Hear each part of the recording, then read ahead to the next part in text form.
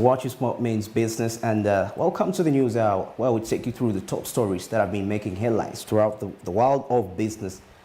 I'm standing in for Sonko for now. We shall be connecting with Sonko at Serena Hotel concerning the MTN IPO, so we shall be giving you those details shortly here on Smart 24 TV. To start off the hour, the Ministry of Energy and Mineral Development has said that it will implement a local content development fund to help small and medium enterprises tap opportunities in the oil and gas sector. Irene Matebe, the Permanent Secretary of the Ministry of Energy and Mineral Development during the East Africa SME Oil and Gas Conference, says they expect to offer loans at a low interest rate for ease of entry and participation in the sector. More of the details. The Minister of Energy and Mineral Development during the East African SME Oil and Gas Conference says that the ministry will implement a local content development fund to help small and medium enterprises tap opportunities in the oil and gas sector. Irene Batebe, the Permanent Secretary of the Ministry of Energy and Mineral Development, says that they expect to offer loans on a low interest rate for ease of entry and participation in the sector. Secondly, I had already alluded to this, SMEs needing financing. And I had indicated we are planning to put in place a local content development fund to finance the performance of the sector contracts. We expect that the fund will provide low-interest loans to SMEs for ease of entry and participation in sector activities. In addition, we believe that SMEs need to aggressively search for information and ensure that they are responsive to available opportunities. Learn how to prepare good bids. Ensure that your bids are compliant. So just that, getting into the game and ensuring you're able to meet the requirements of procurement, that is even a starting point. SMEs also need to become information technology savvy. We cannot run away from this. A simple one, the PAU will require you to register on their national suppliers database. If you want to provide some job or responsibility to a company, be registered on the talent register. That as we broadcast, we ensure that we take on a lot of the information that is being provided, but also approach the presenters through the Stanbic Business Incubator, the Uganda National Oil Company, and we can support you on furthering the information that you would need to explore your participation in the sector. We're going to explore opportunities in some of the critical sectors that haven't been thought of critically, like agriculture, for instance. While we focus on jobs and opportunities and providing goods and services, we need to remember that over 20,000 people or more will be directly involved in this sector in the Albertine area. They need to eat quality food. Where is that food going to come from if we do not focus on agriculture? So that is a great opportunity right there. So we're going to focus on agriculture, catering services, camp services, logistics, transport, security, waste management, and so much more. However, lack of finance and access to information is the key factor constraining micro, small and medium enterprises tap into oil and gas sector. A lot of SMEs are not aware. Every time they think about oil and gas, they think about someone putting on an envelope with the oil around there, what? In an oil rig. Say, no, I have nothing to do there. We need to tell them opportunity. 16 sectors reserved for you. $200 billion which you can take advantage of. And then let's handhold them to ensure that they take advantage of those opportunities. Reports indicate that small and medium enterprises have many opportunities in the oil and gas value chain, including both direct and indirect. These categories include transportation, security, food and beverages, hotel accommodation, and catering, among others. John Bosco Habumugisha, the General Manager, National Pipeline Company, challenged the small and medium enterprises to have tax clearance that portrays compliance for them to enjoy the benefits within the oil and gas sector. However, Johnny Walugembe, the Executive Director of Federation of Small and Medium-Sized Enterprises Uganda, says that getting tax clearance certificate is not easy because it delays. Most of them still have work to do. So there is work in process that SMEs need to work on environmental compliance and on safety compliance, because those two things are never separated in oil and gas. You will normally hear health, safety, and environment. Now, as we progress, the issues of security are also becoming significant. So you'll now hear more of even the social issues. So it is now, there are 3 S's: social, security, and safety. So it is 3S, then HE, health, and environment. Integrate these things, get certifications, 3 to 6 months. If it takes you longer, it's because maybe you had not yet started, but have them done so that you are documented. Micro means most of them are operating for survival. We have about 5% who are small and about 3% who are medium. Now, when I look at the requirements, because I have a company, I'm also smart, I'm a businessman. When I saw oil and gas, I registered the company. Then we went to register on the National Petroleum database. Then they say, but for you to register, you must have tax what? But you have just started, I see. You cannot reap where you have not sown. You have to put in that bit of cost to achieve those certifications. Now, the interesting thing is that when you achieve that certification, it will not serve you only for oil and gas.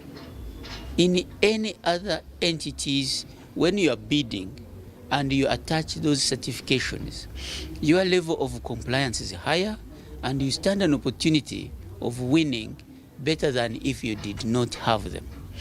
A number of different stakeholders are focused on helping SMEs build the skills they need to succeed in the oil and gas sector in Uganda. They disseminate information on the various opportunities available and help SMEs understand the requirements for their participation. A first step for SMEs interested in the oil and gas value chain is to register on the National Supply Database.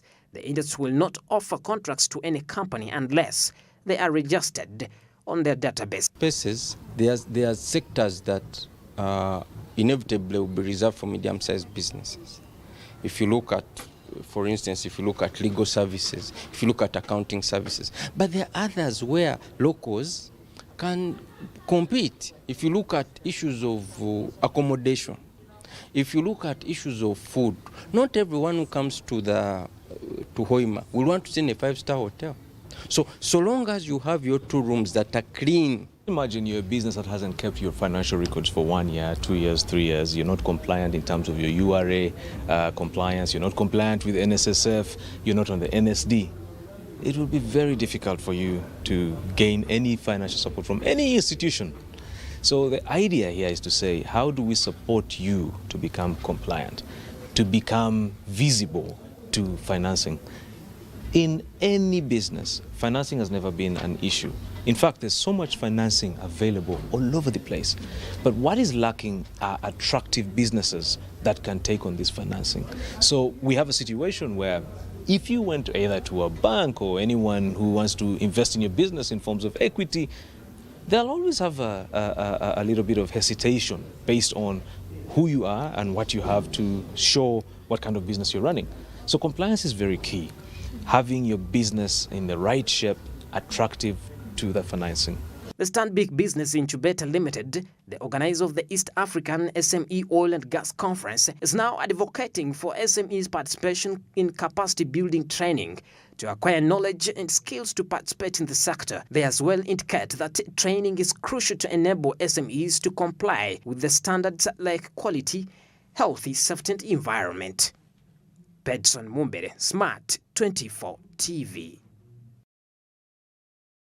Very important to acquire the knowledge and skills to run a certain sector. So that's really a very positive move concerning the SMEs trying to develop that fund whereby they need to develop the local content to maximally exploit the oil and gas sector, as we need to benefit from the sector as the nation at large. We shall be coming more with this story during the topic of discussion. We shall discuss more of the details concerning. I'll be with you discussing this very topic. But meanwhile, let's get into other stories. The government of Uganda, through the National Information and Technology Authority, has announced the return of the e-Government Excellence Awards under the theme Bold Digital Government Embracing Disruptive Technologies. These awards include Citizen Awards, Journalist of the Year, CIO of the Year Awards, among others. Colin Mugasha, the Director of E-Government Services, NETA-U, while briefing journalists at the Uganda Media Center, he says his annual challenge is aimed at motivating government agencies and ministries to put more energy into more effort and delivery. More of the details.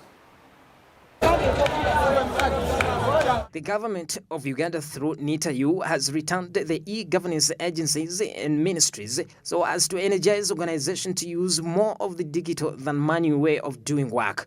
During the press briefing at the Uganda Media Center, Director E-Government Services Colin Mugisha says that these awards will encourage government agencies to use ICT while delivering their services. The fact that we are back with our annual awards, and I'll be sharing very briefly what these annual awards are about.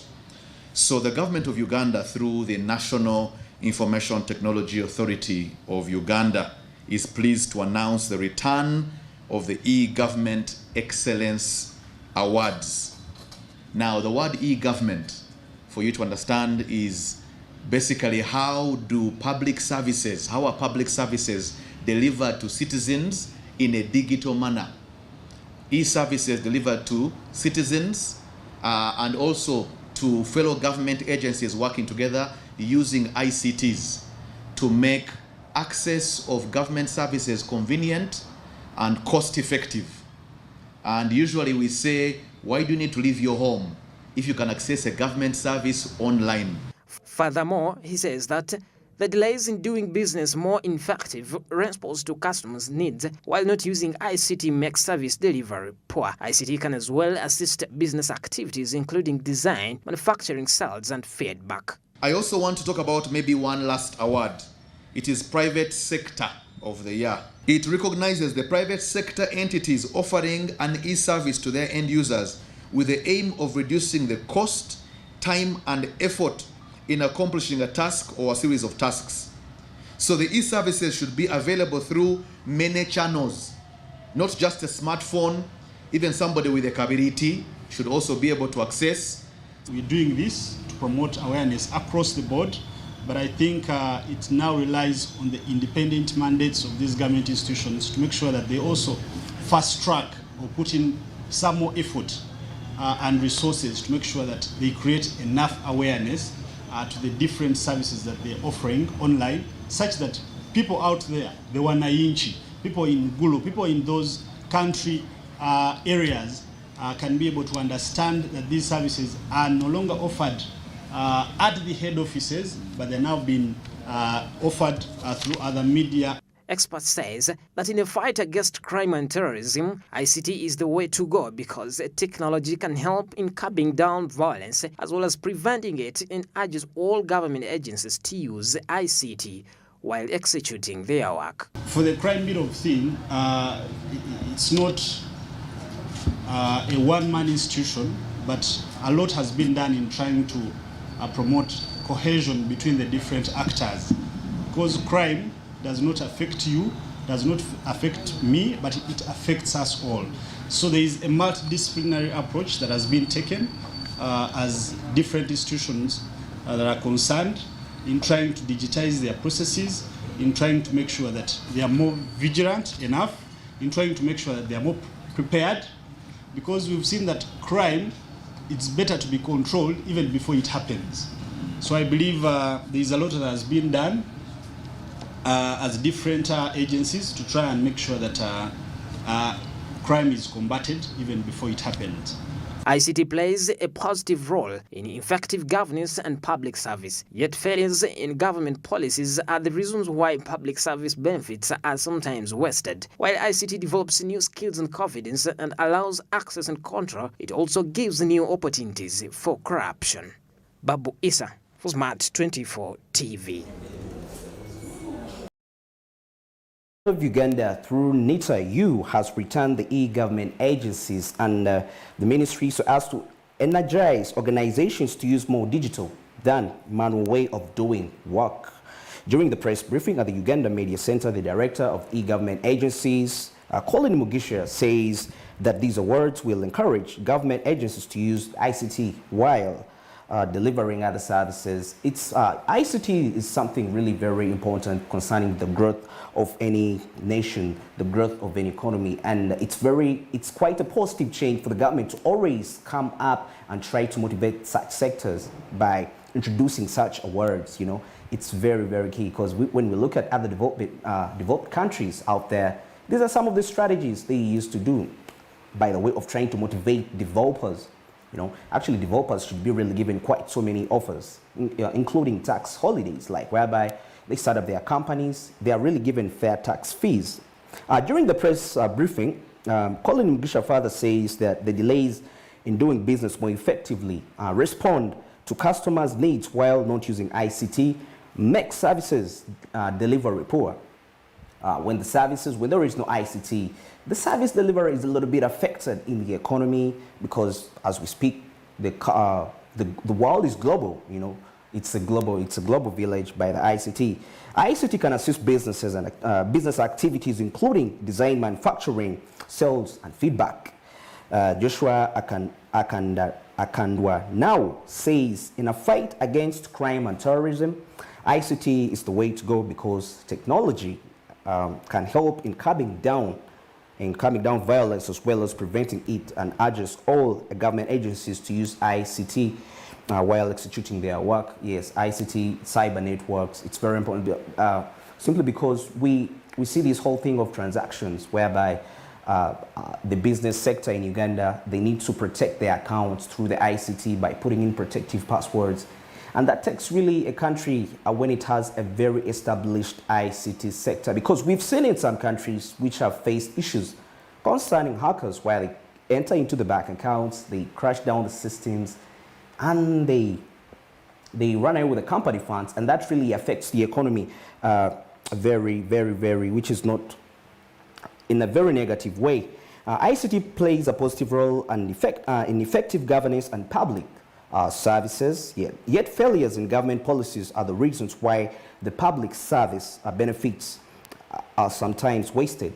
You know, the delays in the ICT, sometimes the public service benefits are sometimes delayed. So the benefits which are supposed to be, the benefits which the public is supposed to get, they're delayed when the ICT sector is not developed in a country.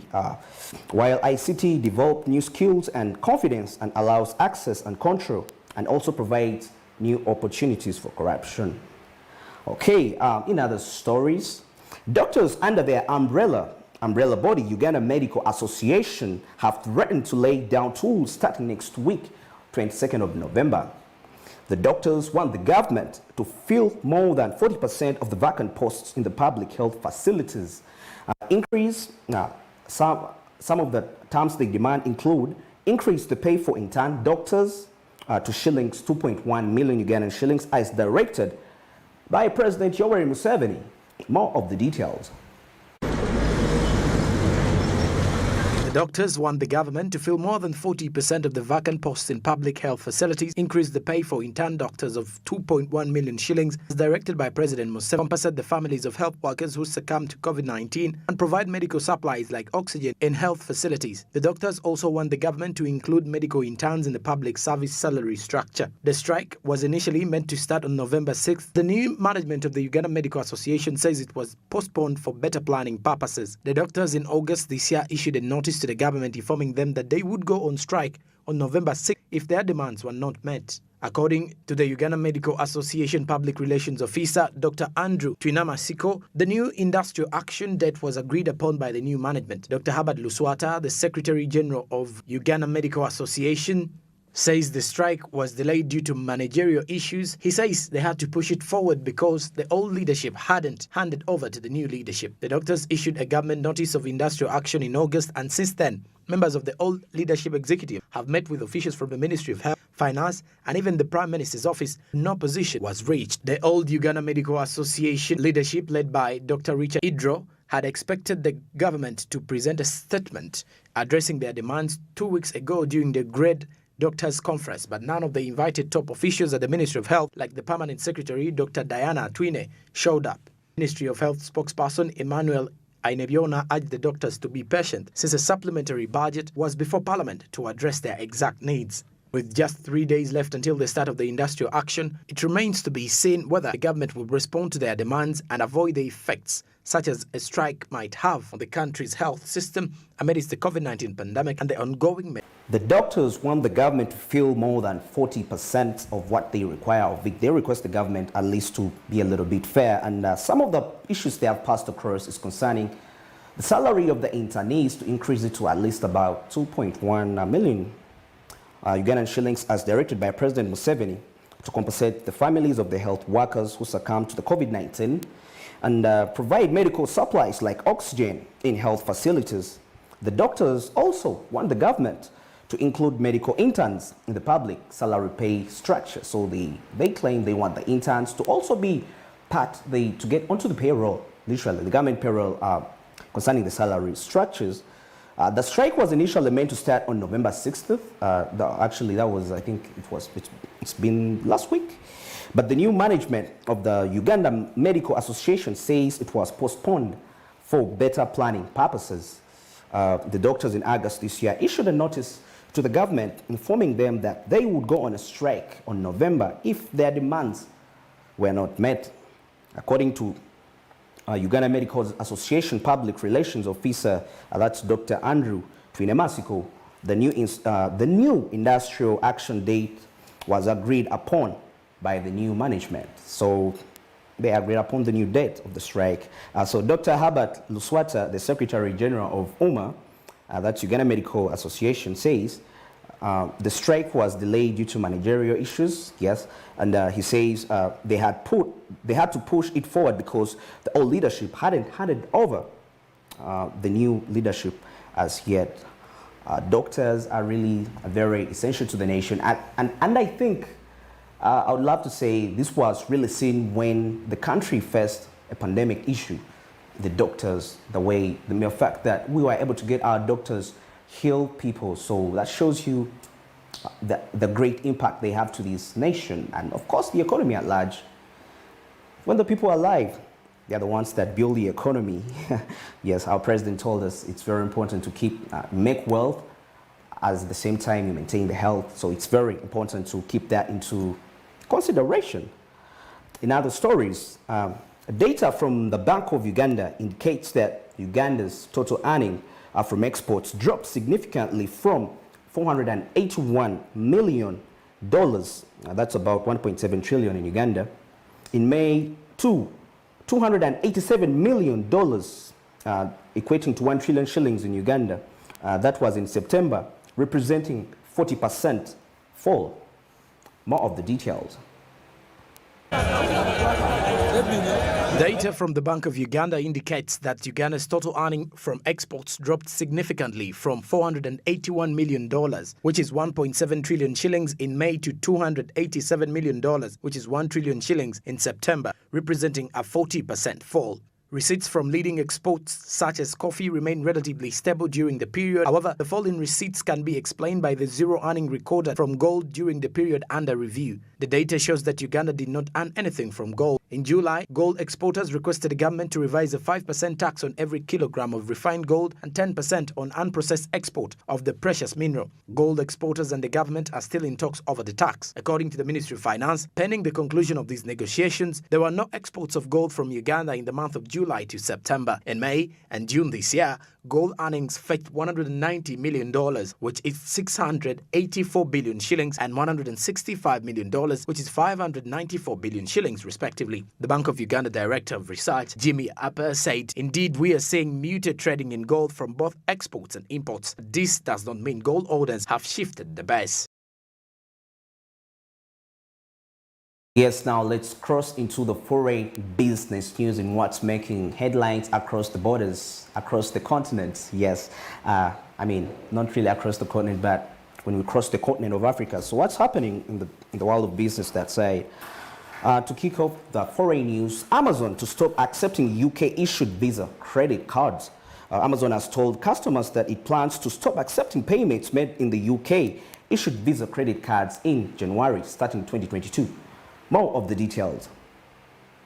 In an email to users of the site, it blamed the cost of processing the payments, telling them starting 19th January 2022, we will unfortunately no longer accept Visa credit cards issued in the UK due to the high fees Visa charges for processing credit card transactions. The retailer said it would continue to accept Visa debit cards and other credit cards, including MasterCard, which supplies the retailer's branded credit card, and American Express, but acknowledged that the change would be inconvenient for some customers. Payments on cards attract a range of fees, including interchange fees and other transaction charges, and it is understood that Amazon's move has not been prompted by an increase in any of the charges in particular. Interchange fees are typically a percentage of the cost of the transaction and are higher for credit card transactions and for those where purchases are made remotely, including online sales, although there are caps on payments made within the UK.